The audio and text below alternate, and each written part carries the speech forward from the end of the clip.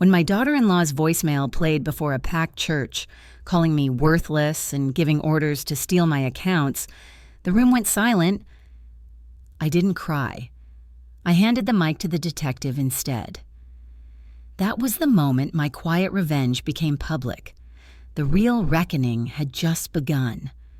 The Georgia sun had that soft gold light that flatters everything, even a porch like mine with peeling paint and wind chimes that never matched. I'd turned 75 that morning, and the church ladies had left a card and a sweet potato pie on my steps. I told myself I didn't need a big fuss, just respect. Around 4, my daughter-in-law, Sable, texted, "Quick birthday lunch, Mama, be ready in 10. Her cheer sounded rehearsed. I checked my phone, 90% battery, Medicare card tucked in my wallet, pill case in my purse. At my age, you double-check before you step off the porch. How can? She never made time for my birthdays before, but I told myself, stay observant, not suspicious. The car ride told the truth faster than any words. I climbed into the back seat and saw boxes labeled donation. No room left for me, just a space carved between clutter. We're doing what's best for you, Sable said. Eyes on the road. Don't make this difficult today. GPS spoke a street I didn't recognize. I asked where we were headed. She turned the volume up. Her voice had that careful tone people use with children or old pets. When she reached over to adjust my seatbelt, I saw a plastic hospital wristband peeking from her tote. My heart went cold. Last Thanksgiving? She'd smiled at Pastor June and joked about respite care. It hit me. This was the follow-through. I texted my neighbor discreetly. If I don't call by 8, check on me. Magnolia Pines. Care and rehab looked bright from the outside. Balloons, geraniums, soft jazz through the speakers. But the smile at reception was too ready, like they'd rehearsed this entrance. She's been wandering, Sable told the clerk smoothly. Doctor said observation? I kept my posture straight. I'm competent, I said. Show me what I'm signing. The receptionist hesitated. I refused the wheelchair they rolled out. Temporary evaluation, they called it, and handed Sable a clipboard already bearing my name. My hand trembled once, then steadied. I'll need a patient rights form. The clerk blinked, stalling. We'll get to that. They offered to secure my belongings. Sable lifted my purse, quick as a pickpocket. I saw her palm my phone and wallet, slipping them to the aide. They'll be safer locked up. The aide smiled. Sticking a temporary ID on my blouse with the wrong birth year, I spotted a forged signature on the consent line. Mine. Neat, but not mine. I didn't sign that, I said, voice steady. Print a refusal form. Her eyes darted to Sable, then back to me. She pressed a button under the desk. I could hear the faint hum of a magnetic door lock. I asked for the charge nurse, cited Georgia elder rights, recited my doctor's office number. They called a family contact instead. Sable's phone buzzed in her hand. I noted every name badge, every clock on the wall. When the aide tried to steer me toward a quiet room, I stopped. I'll stay where I can be seen, I said, lowering my voice. And I'll write everything down. The pen moved over my notepad like armor. A flash of memory sliced through. Last Christmas. Sable laughed with her friends. We'll get Mom somewhere peaceful this year? Everyone chuckled. I had too. Not knowing I was the punchline. She'd been building this case for months, collecting mail, handling my bills to help. That was the groundwork. I'd ignored the rehearsal. I wouldn't ignore the act. The door clicked behind me. The lock sealed. You're worthless human waste, Sable hissed, low and venomous. I turned to face her fully. Say that again, I said, voice calm. She didn't. Return my things. They're safer with me, she replied. I noted the time, 6:12 p.m., and told the aide, document that statement. The aide looked away. My neighbor's text failed to send. No phone. My heart slowed, not sped up. Plan B, then always have one. A door down the corridor opened. A man's voice, steady, familiar, called, Is that you? I turned. His nameplate read, Director of Nursing. I whispered the nickname only he would know from Choir Tour 79. He froze, then smiled, soft and knowing. I lifted 2 fingers. Our old signal. Not safe. Listen first.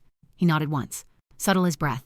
I exhaled for the first time that day, realizing the Lord had sent me not escape, but witness. He didn't hug me. Instead, he shut the blinds and lowered his voice. We're gonna do this by the book. His name was Quillen Pierce, old choir friend turned director, and he'd aged like faith itself, quiet and precise. He asked me the usual orientation questions, date, year, Rakeen's yacht president, and I answered without hesitation. I track my pills by color, not luck, I said, and his mouth twitched into a smile. He printed out every form they'd skipped, patient rights, grievance policy, safekeeping agreement. Each one slid across the desk, crisp as justice, waiting to breathe. You initial here, he said. I did, my pen steady. My goal, I told him, is simple. Get my property back, secure my records, and call my attorney. He nodded. We'll need witnesses. We agreed. If Sable showed up, he'd handle the talking, I'd stay calm. Strategy before spectacle. The intake clerk arrived with a stack of papers, trying to look unbothered. I watched her hands shake slightly as she set them down. Quillen examined each page. Originals only, he said. I leaned closer and noticed the staple holes didn't align. Someone had swapped sheets. My signature looked right until you saw the J. My real one looped wide, this one cramped and nervous. This was created at 3:42 p.m., he murmured, checking the timestamp. You left home after 4, correct? That's right. He highlighted the inconsistency, signed the margin, and printed, suspected forgery, intake error. When he reached the responsible party line, my stomach tightened. Sable's name glared from the page. No power of attorney attached. Policy breach, he said quietly. Documented. I asked for a formal refusal note, my signature beside his. No meds, no billing, no movement until verification, he instructed. Then he called the nurse supervisor. Tag her chart. Hold disputed consent. For the first time that evening, I felt the floor solid under my shoes again. Let's preserve the footage, I said. Lobby and intake. 4 to 9 p.m. He didn't blink. Retention's 30 days. We'll lock it tonight. He sent an email to maintenance. Preserve segment immediately. He printed the request for my attorney and had me sign as witness. I listed the staff I'd seen: receptionist, aide with sunflower scrubs, nurse with pearl studs, each name a bead on a rosary of evidence. The pen used on my fake consent was blue gel. It smudged faintly. We sealed it in a document sleeve, dated, initialed, time-stamped. Litigation hold, Quillen dictated to admin. No destruction of records. I followed him back to the intake desk, both of us silent. The air felt thick, like the calm before Sunday storm clouds. He flipped open the property policy. All valuables inventoried in patient presence, he read. Dual signatures required. None existed, the aide blurted. We gave her purse to family. Safekeeping. Quillen's pen cut across the page. Deviation from policy. I detailed my belongings. Phone, Medicare cards, debit card, keys on red ribbon. Start recovery, he ordered. He dialed Sable on speaker. Per regulation, return all property immediately. She hung up. Non-cooperative. He wrote, access suspended. My paper trail had officially begun. Using his landline, I left a calm, detailed message for my attorney, quoting the incident number. Next, I called my church friend, Hope. Go by my house, I said softly. Take photos of the mailbox. Keep the porch light on. I gave her my neighbor's number. If anyone shows up claiming to help, call 911. Quillen handed me a temporary badge marked visitor, not admitted patient. That'll hold the gate, he said. We prepped an informed refusal statement to sign at midnight if needed. I looked at him squarely. I'm not leaving until my name's clean. He frowned. There's more you should know. His voice dropped. She's tried to move some of your funds. My pulse steadied, not spiked. We'll confirm Monday. Bank statements, last quarter. I remembered that fake utility portal link from December. He wrote it down. We planned the sequence. Secure belongings, then lock accounts, then report.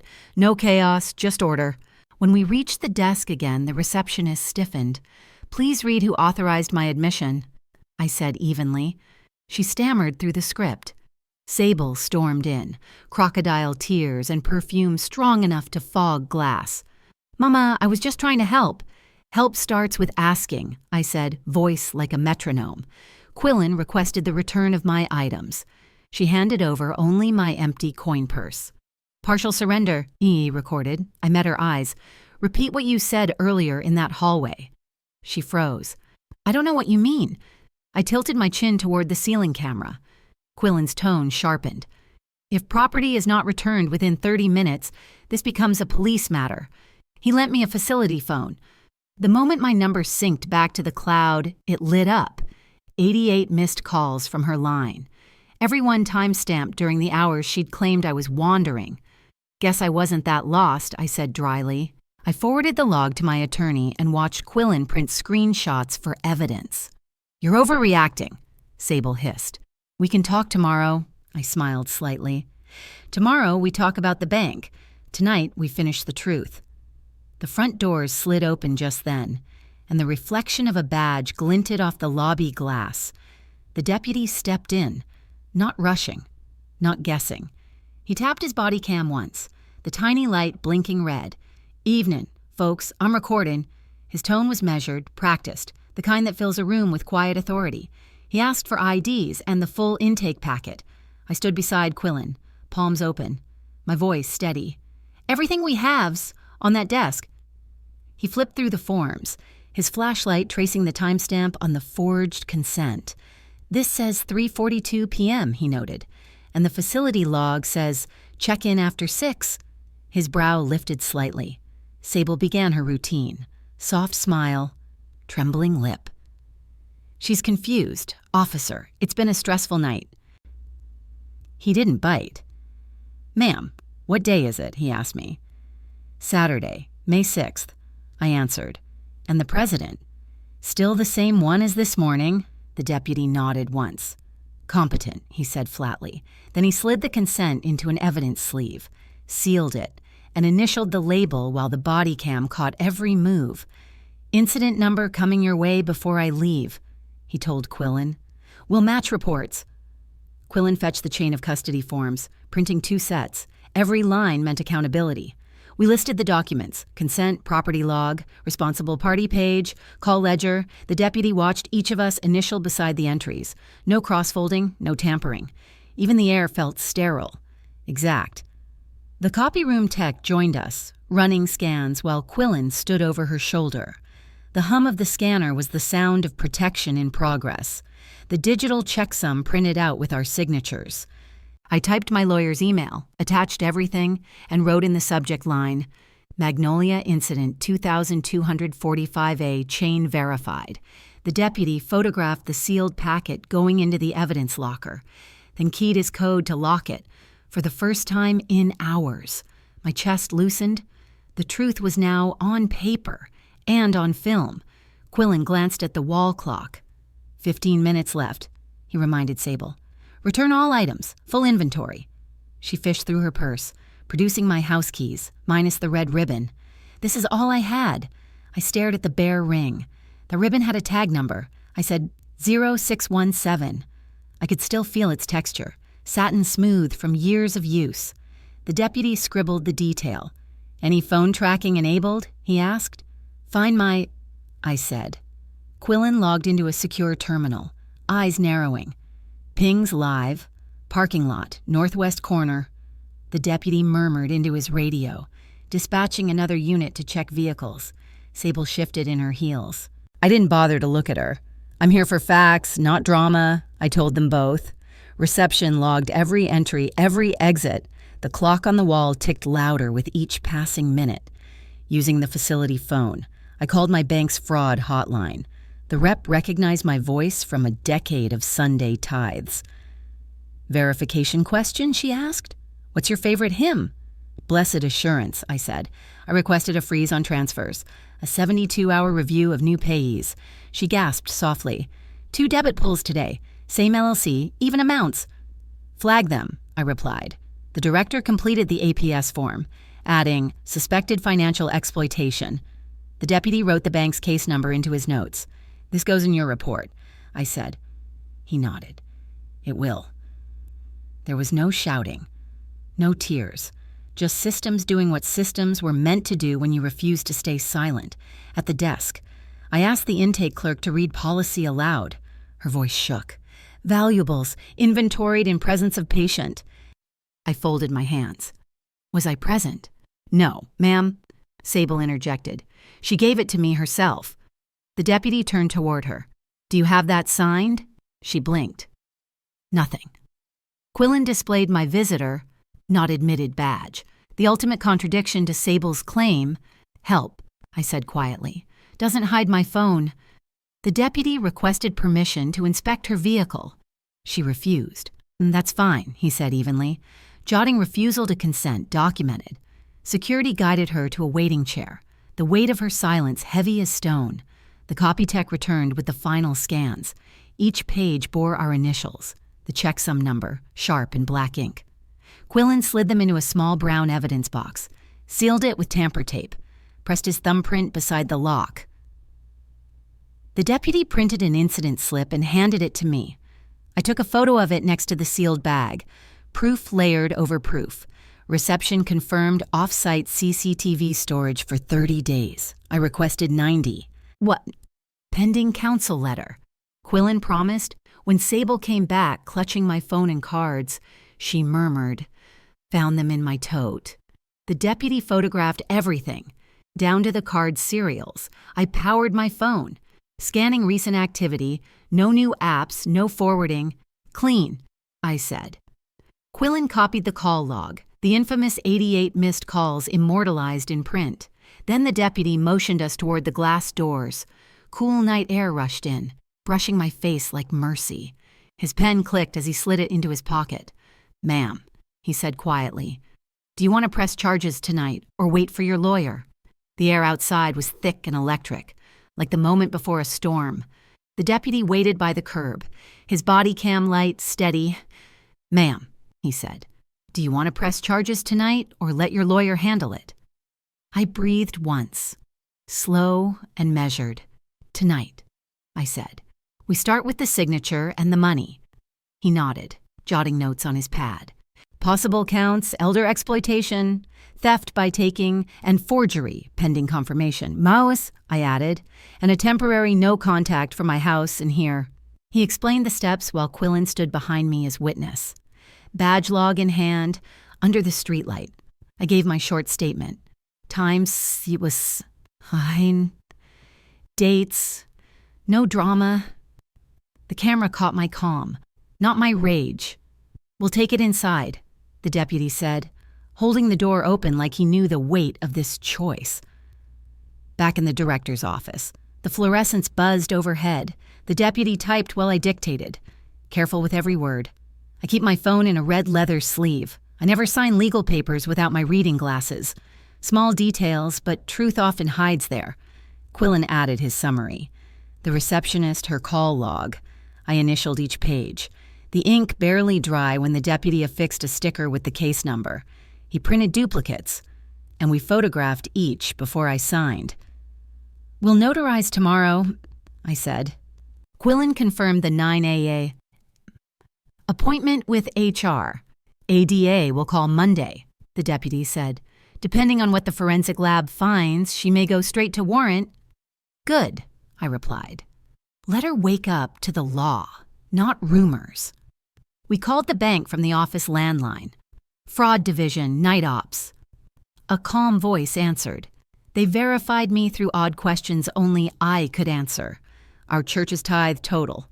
My librarian's maiden name. Lock my accounts, I said. Flag the 2 LLC pulls and that ATM hit at Riverside. The analyst spoke fast. Efficient. Legal hold in place. Law enforcement portal open.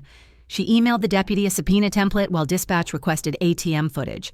We'll retain it 48 hours minimum, she said. Make it 72, I added.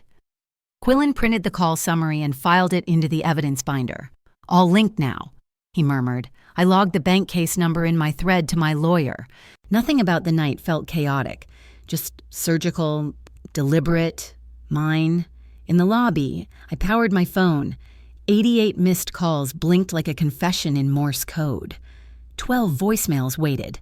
I toggled airplane mode twice to create a fresh log, then forwarded every file to a secure email. The deputy marked it in his report. One voicemail played, her voice. Breathless, cold. I did what needed doing. I looked up. That one stays highlighted? The deputy nodded. Contextual admission. Georgia's one-party consent law worked in my favor. Future calls would be recorded clean on my end. No replies tonight, I said. Let her keep talking to herself. Quillen printed a checksum sheet, stapling it to the packet like sealing an envelope of reckoning. We moved to reputation control before Dawn could twist the story. Drafting a cease and desist, Quillen said, his voice all business. If she posts anything claiming mental decline, I composed a family text, 2 lines, I am safe. A formal process is underway. Please don't speculate online. Hope, my church friend, would serve as my voice until council approved more. No Facebook sermons, I told myself. The courtroom's where the truth belongs, the deputy advised. If she posts screenshot URLs, time, and profile, evidence, I said, not emotions, by 1 a.m. The paperwork towered like a fortress. The deputy explained next steps, report filing, fraud coordination, APS follow-up. I signed the acknowledgement and tucked the victim card into my wallet. Quillen arranged a security escort to my car. Originals sealed in his safe. My phone buzzed before I reached the door. The bank analyst again. We have the ATM still, timestamp 9:42. The frame shows a face. The deputy's radio crackled back. That still will help the ADA, he said. I smiled. Faint but full. Good, I whispered. Let's keep everything boring and by the book. Sunday morning sunlight cut through the blinds, thin and sharp. My phone buzzed with a new email from the bank analyst. The subject line read, ATM still, Riverside 9:42 p.m. I tapped it open, and there it was. My daughter-in-law holding my debit card mid-swipe, another hand steadying hers. I zoomed in until the pixels blurred. A silver bracelet glinted in the light, a tiny Scales of Justice charm dangling from it. Only one man I knew wore that piece, my late husband's accountant, Mr. Hall, the man I'd trusted for 20 years. My stomach hollowed. Betrayal burns hot when it's family, but it freezes solid when it's professional. I texted the deputy the photo, marking the bracelet, timestamp, and location. He replied instantly, copy received, forwarding to fraud unit. I sent the image to my lawyer next with one line. He's not just her tax guy. Then I stared at the screen until my coffee went cold. The world felt rearranged around that single still. I sat at my kitchen counter, laptop open, and searched through my old emails. One subject line stopped me. POA update for efficiency. Dated April 10th, sent by Mr. Hall. The attachment missing. Metadata showed it had been downloaded at 3:02 p.m. Friday, when I was still locked in that rehab center. My fingers shook. Not from age, but from recognition. I cross-checked the IP address. It wasn't my suburb. It matched my daughter-in-law's corporate domain. I forwarded everything to my attorney. Unauthorized access, shared credentials, probable forgery. I called the bank again. The same analyst answered, calm but alert. Mrs. Green. The new LLC linked to those withdrawals lists Hall and Company as co-signatory. I felt a chill roll through me. Conflict of interest, she said quietly. We're escalating to compliance. You may be looking at professional misconduct. My reply came out steady. Then make sure the right people see it. At 9:30, Quillen called. I got something you need to read, he said. His voice carried that low, controlled anger only righteous men have. He forwarded an internal email thread from the facility, anonymous source. It read, avoid confrontation, intake handled per outside instruction from Hall and Company. Attached was an unsigned memo labeling me under cognitive review. Follow daughter-in-law's lead. My throat tightened. They had built a false narrative before I even arrived. They built a paper cage for me, I whispered. Then we'll tear it down, Quillen said. One email at a time. He'd already copied HR and compliance, shielding the chain under whistleblower protection. By 10, I was sitting inside the precinct again. The deputy laid out the evidence. The ATM still. The forged POA timeline. The LLC registration. A detective joined via video. Pattern's classic, he said. Relative plus professional facilitator equals exploitation ring. I signed another statement, naming Hall and company as participants. We'll issue subpoenas for email, phone, and registry data. The detective assured me, this isn't family drama anymore. It's financial crime. I nodded. Good, let's keep it that way. They logged every exhibit, sealed the packet, and handed me a copy. My pulse slowed. Justice. Even slow was still motion. Back home. The scent of pine cleaner met me at the door. I poured another cup of coffee, opened my planner, and drew a line through family Sunday dinner. Beneath it, I wrote in firm blue ink, Court Monday. My church friend, Lillian. Stopped by with a grocery bag. You okay, baby? She asked softly. It's strange, I said. Anger feels lighter than fear. She smiled. That's because fear keeps you small.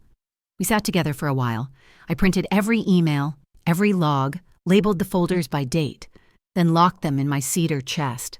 I built my life with receipts, I murmured. Now they'll speak for me. My lawyer called just after 11. We're filing both civil and criminal actions, he said. Sequence is key. Assets frozen first. Arrests second. Let them trip over their own paperwork, I replied. We planned a witness interview with APS for tomorrow, then ended the call. Quillen texted moments later. Facility cleared, full cooperation confirmed.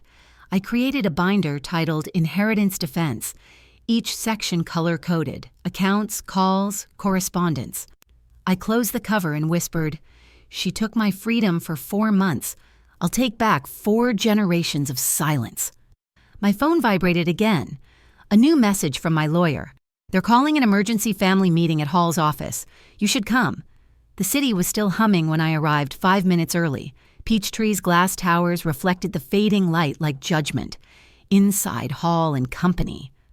The receptionist glanced up and then leaned into her headset. She's here. Her voice carried that polite dread reserved for people who know trouble isn't rumor anymore. The conference room gleamed. Glass walls, polished table, untouched cookies in the center. My daughter-in-law sat at the head beside Mr. Hall, both postured like hosts of a play I hadn't auditioned for. A folder labeled Reassessment of Care waited at my seat. I didn't touch it. My tote stayed zipped. Binder tabs ready. Dates, calls, assets. Quillen texted. 2 blocks away. Standing by, I smiled to myself, set my phone face down, and said evenly, Evening. Let's keep it on the record. My voice memo was already rolling. She began. Syrupy tone rehearsed. Mom, we're here to make sure you're safe. We can help manage your finances so you can focus on your health. Hall followed, sliding new documents across the table. These are the efficiency updates. Mrs. Green, power of attorney. Revised per our latest structure. I flipped open my folder. Pages crisp as evidence. And this, I said, is your timestamp at 3:02 p.m. Friday. Same hour I was being checked into a rehab I never consented to. Silence thickened. Hall tried to smile, but his eye twitched. Administrative batching, he muttered. We process multiple clients at once. I leaned forward. Then why does your batch include my bank card at a cash machine? Their confidence flickered. A soft knock broke the tension. A young woman entered, clutching a thumb drive. Miss Holloway, she said, and voice trembling. I think this belongs to you. My daughter-in-law bristled. We're in a private meeting. The intern ignored her, looking straight at me. They told me to shred these emails. She whispered. I couldn't. I nodded toward the monitor. Plug it in. The folders popped up on screen. Intake_coaching. Consent_template. Billing_split. Subject lines scrolled like confessions. Make it look voluntary. Soften POA language. Script for director push. Hall's hand darted toward the cable. That's confidential, he barked. I raised my palm. Touch that and you'll add tampering to your evening. Before anyone breathed, the conference door opened again. APS investigator Alvarez and Detective Morgan stepped in like a weather change. "Evening," Alvarez said. "Don't stop on our account." Papers unfolded, subpoenas for Hall and Combs' internal communications. Nursing home logs, LLC filings. Morgan labeled my copies with evidence numbers. My daughter-in-law's jaw locked. "This is harassment," the detective replied. "It's evidence preservation." Hall exhaled hard. "I want counsel." "You'll get one," Alvarez said. "After we secure your servers." I motioned to the intern. "Sit down, sweetheart. You've already done the brave part." Her eyes filled, but she stayed seated. I opened the file titled consent _ script _ V3 _ final. Dav. Speakers crackled, then a woman's voice. Steady. Managerial. "Use phrases like, 'for your safety,' and we'll handle it so you can rest." Then unmistakably, and my daughter-in-law's voice followed, "If she argues, remind her she misplaced her phone again." Every face froze. Morgan paused playback, confirming timestamps. Hall muttered, "It's a training sample." Alvarez wrote down the line override resistance. I met their eyes. "You took my voice and used it against me." "I'm taking it back." I passed the mic to the intern. "Tell them where this came from." She cleared her throat. "I was CC'd on a cleanup thread after her lawyer emailed. The subject line was purge. Consolidate, align story." Alvarez collected the thumb drive, making a digital image on site, a receipt printed, signed by all present. "Chain established," Morgan said. "Statements tomorrow? Same location." My daughter-in-law leaned forward, face pale. "You can't do this to family." I stood, sliding my tote strap onto my shoulder. "Family doesn't lock mothers away," I said. "It listens when she says no." I left the cookies untouched and walked out into the hallway's cooler air. My phone buzzed before the elevator door closed. An unknown number. The preview read, "You don't know the half of it. Call me." By dawn, the city still slept under a damp hush. I parked under the buzzing streetlight outside West End Storage, the bolt cutter resting on my passenger seat. "Move quiet, move legal," I reminded myself. The APS investigator met me curbside, clipboard ready. The detective adjusted his vest while Quillen idled nearby, engine running low. "We're not cowboys," I said evenly. "We follow rules, not revenge." He nodded. "Yes, ma'am. Chain of custody first." I slipped on gloves, the asphalt shining dark with dew. The air smelled like rain and something heavier, truth about to surface. My prayer was quiet. "Lord, steady my hands, not my temper." The unit numbers were listed on a torn note, tied to LLC's my own bank flagged. Each one was a doorway into what they'd stolen.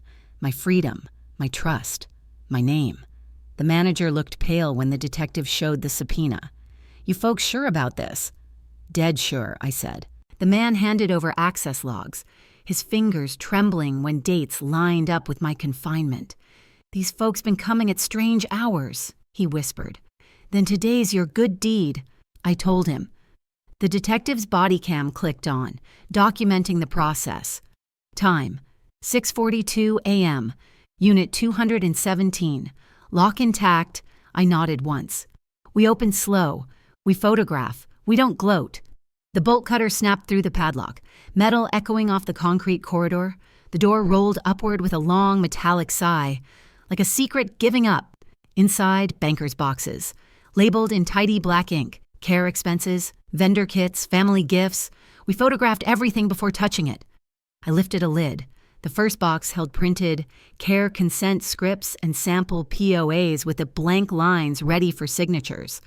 A tablet sat on top with a note taped across. "Use this one. Not your phone." Beneath it, a shoebox of burner phones, receipts for prepaid cards, and cash transfers marked allowances. My throat tightened. They didn't just steal, they systematized it. APS tagged each notary stamp, each pre-filled form. The detective muttered, "This is a machine," I said softly, and I was their pilot case. Behind the front row sat a rolling cart stacked with color-coded folders, names, addresses, zip codes, 8 different families. A binder marked LLC map charted stipends funneling through consulting fees. I opened a manila envelope and froze, my missing SIM tray taped to a form labeled Intake Green. M. That's yours? The detective asked. That's my life, I said, voice flat. Another folder bore the intern's name in a forwarded email chain. Subject line, clean versions only. My anger was sharp but focused.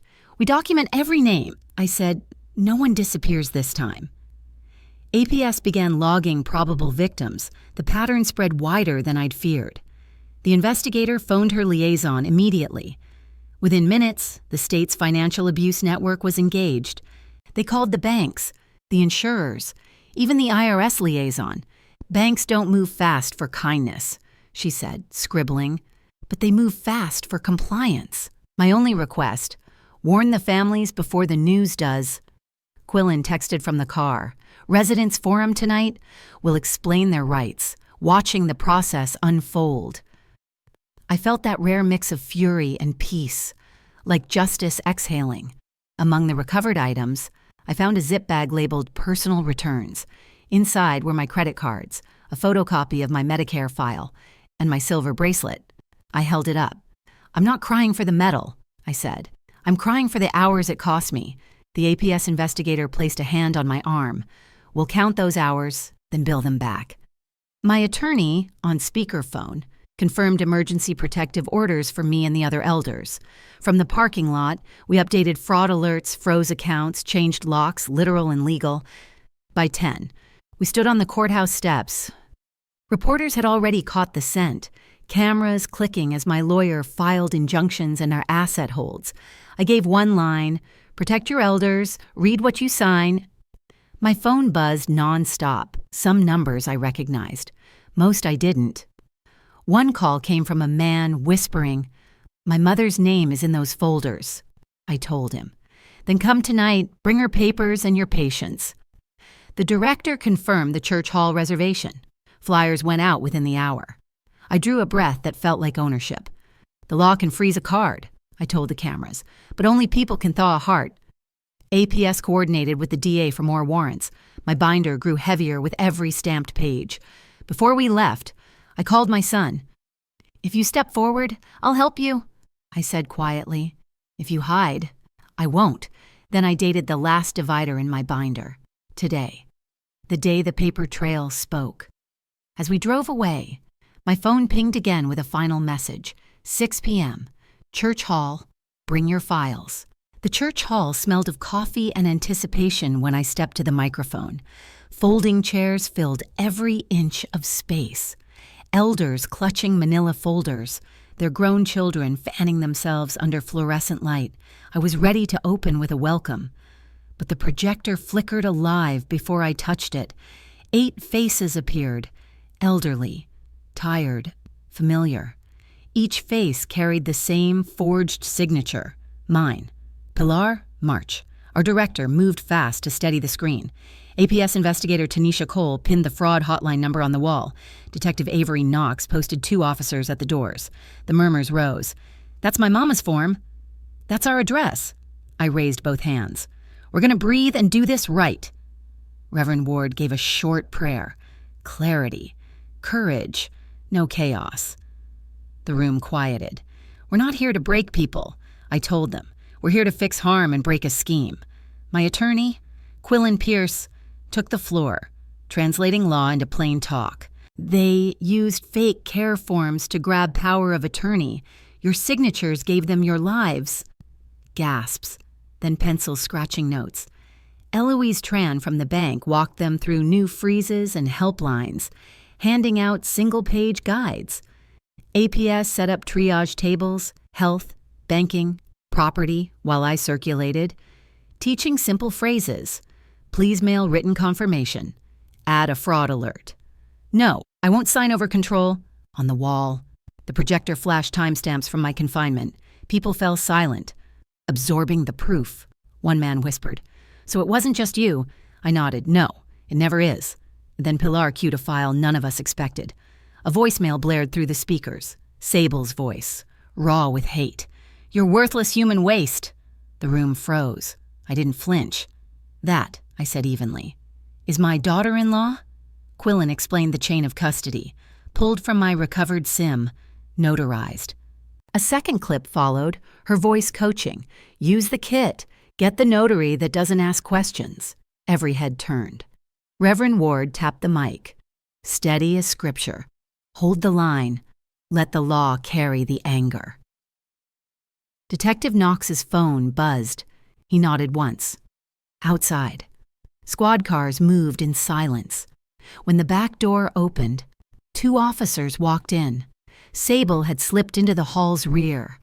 Sunglasses and nerves. She turned to leave. Too late. They cuffed her gently, no drama. Tanisha read the statement. Investigation active, no victims named. Eloise announced that shell accounts were frozen. Restitution already building. I took the mic. I filed my orders, revoked every false POA, sealed my estate. The court clerk stamped it an hour ago. A ripple of quiet clapping followed. I smiled. Save that energy for your own forms. Tonight is paperwork power. In the corner, young Bryce Lohman lifted his hand. Detective Knox, I'm ready to testify. My phone buzzed. My son's name. I pressed speaker so everyone could hear. You can meet us tomorrow with counsel, I said calmly. Without that, don't call. I turned to the crowd.